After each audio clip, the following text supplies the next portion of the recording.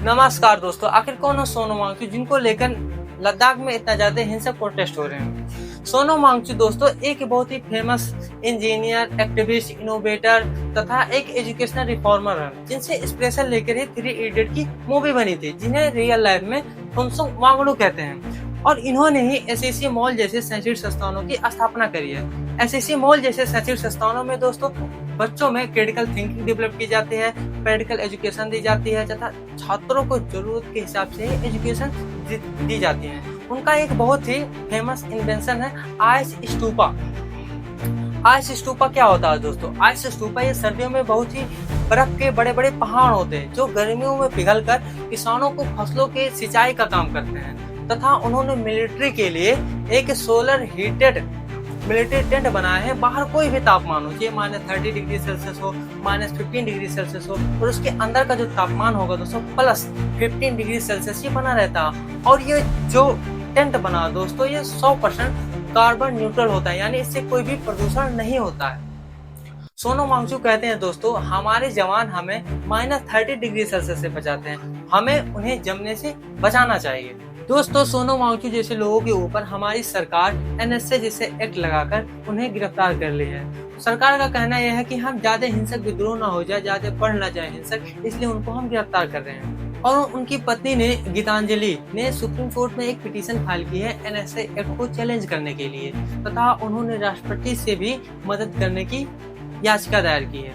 दोस्तों प्रदर्शनकारियों तथा लद्दाख के लोगों की कौन सी डिमांड है जो सरकार पूरी नहीं कर रही है?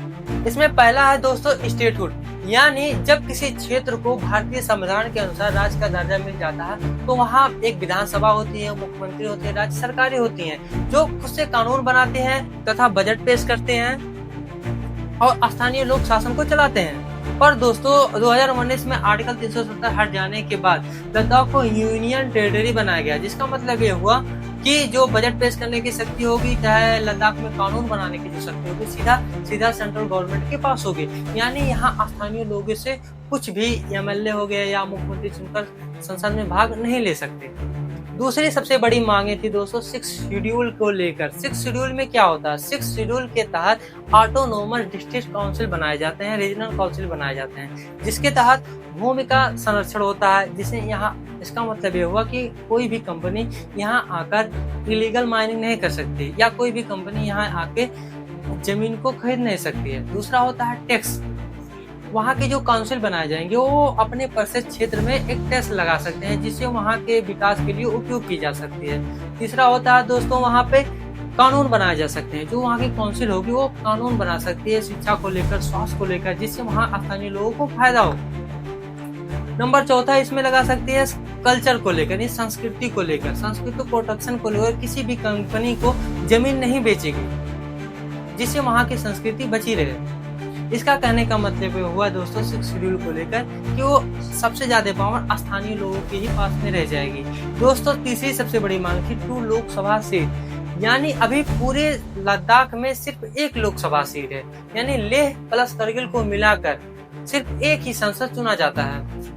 जिसमें दिक्कतें ये आती हैं कि लेह में बौद्ध बहुल क्षेत्र है और करगिल में मुस्लिम बहुल क्षेत्र है। दोनों के जो क्षेत्रों की सांस्कृतिक, चाहे भाषा हो, चाहे सामाजिक मुद्दा हो, दोनों ही क्षेत्रों में अलग अलग हैं। पर एक संसद चुने जाने के कारण चाहे लेह वाले का प्रतिनिधित्व मजबूत होता है, चाहे कारगिल वाले का प्रतिनिधित्व मजबूत होता है। इसलिए दोस्तों प्रदर्शनकारियों और स्थानीय संगठनों Leh epochs body Kargil democratic alliance के लोगों को मांग ये है कि लेह और कारगिल को 2 अलग अलग लोकसभा सीट दी जाए, जिससे लेह में अलग संसद चुना जाए तथा कारगिल में अलग संसद चुना जाए, ताकि स्थानीय लोगों की जो आवाजें होंगी वो बराबर संसद में गूंजेंगी।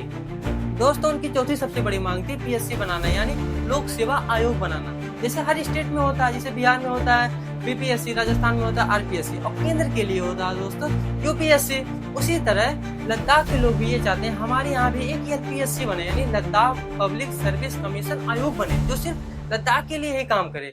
अगर पूरी तरीके से पीएससी बनाना संभव नहीं हो पाता है तो कम से कम सब ऑर्डिनेट सर्विस सिलेक्शन बोर्ड बने, या स्टाफ रिक्रूटमेंट बोर्ड बने जो सिर्फ लद्दाख के लिए ही काम करे और ग्रुप सी और डी जैसे नौकरियों में 100% का आरक्षण हो और जो गजेटेड पोस्ट हो यानी जो ऊंचे पदों पर हो उन्हें स्थानीय उम्मीदवारों का जो कोटा हो वो पूरी तरीके से सुनिश्चित हो।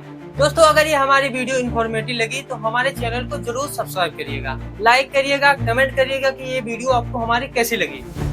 और अगर आप हमें दोस्तों फेसबुक पेज पे देख रहे हैं तो हमारे पेज को जरूर फॉलो करिएगा, वहाँ भी लाइक करिए, कमेंट करिए और सोनम वांगचुक को जरूर सपोर्ट करिए दोस्तों, जिससे उनको जल्द से जल्द रिहा हो सके।